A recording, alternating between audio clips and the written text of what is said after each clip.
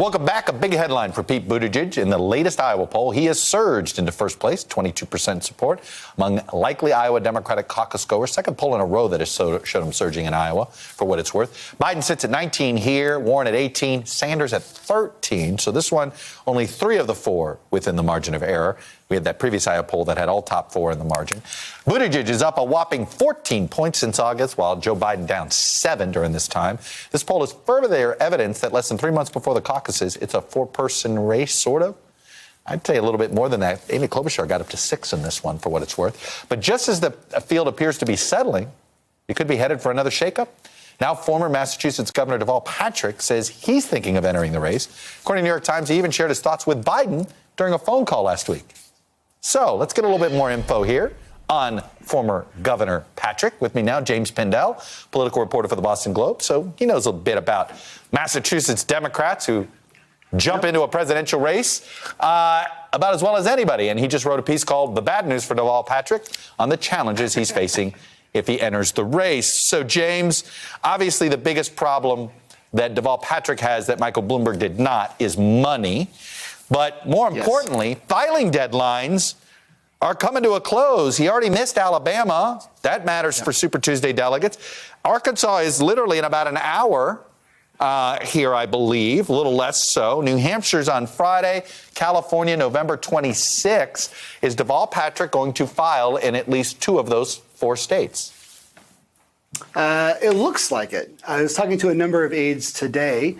They say he's very serious. This may have appeared like a trial balloon last night, but he is quite serious. And I talked to people who talked to him this morning that he is quite serious about getting this race. He's not asking for people's opinion. He's asking for help and for advice and how the best path to move forward. But you mentioned I'm familiar with Massachusetts Democrats running. That's right. He will be the 3rd person this cycle, Seth Moulton and Elizabeth Warren being the others. Well, we have 4 Californians. By the way, there was a bad. The only reason I was reminded of that is because California. You know what? Then I will throw in Bill Weld if you're going to do that. Oh, there you go. All right. So you're right. Up. Fair enough. Although I think he's a New York resident now, but I just throw that out there. The last office he ran for, I think, was New York governor. He moved back to Canton, Mass. But now we're discussing Bill Weld. But go ahead. Let me ask this about Governor Patrick. I'm pretty familiar with the various trial balloons for him running for president in the past. And each one of those trial balloons was not popped by anybody on the outside. It was popped by Deval Patrick's wife. She has been a hard no on this, almost was a hard no on him ever running for governor. He had to talk her into this. She is not somebody that enjoys the public spotlight, from what I understand. How did he convince her? Well, this is what I'm glad you're catching on that. I mean, one thing that's been very public is that she's been struggling a lot with health issues. And so when you looked at his statement 11 months ago in December of 2018 as to why he would not run in 2020, he focused on what the campaign would do to his family. Now that he appears to be close to jumping in the race this time, you'd have to think the number one key thing that's changed has been his family. Yeah. It's not lost on me that as supposedly these candidates jump in, Bloomberg and Patrick, because they say there's a lot of hand-wringing, it's not like there's not uncertainty in this presidential race. We've seen Buttigieg has surged into double digits in New Hampshire. We see movement. Amy Klobuchar's campaign seems to be on the move a little bit.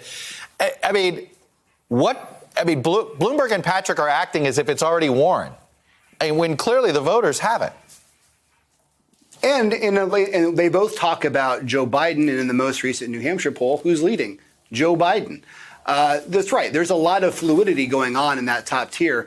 The drop of Joe Biden has been slowly happening, but the bottom has certainly not fallen off, and it's not certain at all that it's going to be Elizabeth Warren. Just look at, as you mentioned in the Iowa poll earlier today. And I don't know if you saw it, but just a few minutes ago, Hillary Clinton was on air on BBC talking about how she hasn't. You never say never about running, though she says it's not in her plan. So I have no idea why. She always seems to tease it. I swear that's the second time she's teased it on an international outlet. Why do you just do it there? If you're at all thinking, where she's got your number. Go to New Hampshire. Go to Concord. Go do it. And if you're thinking about it. You got to do it by Friday. That's right. You got to do it by Friday. And That's right. Go ahead. Last word.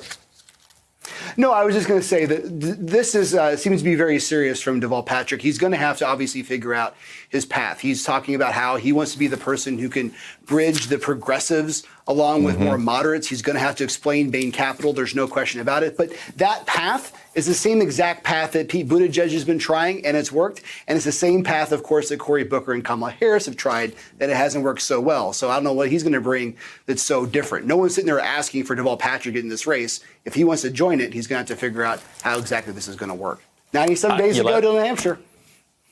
You know, you left out Amy Klobuchar, Steve Bullock, and Michael Bennet, who have also said that they were going to be running to do the same thing, bridge the divide between the moderates and the progressive. Quite a few in there. We'll see if anybody notices. James Pindell, at least it's fun. A lot of action happening. Enjoy Friday. That's for sure. Thank you. Hello, YouTubers. If you're watching this, it means you've checked out our channel, so thank you. Now do me a favor. Subscribe by clicking on that button down there. Click on any of the videos to watch the latest interviews and highlights from MTP Daily and MSNBC. You can get more Beat the Press content every morning in the First Read newsletter. If you're tired of content that you don't know anything about where it came from, you don't have to have that problem with us. NBC News, MSNBC, MTP, and the Meet the Press mindset right here for you on YouTube. Subscribe now.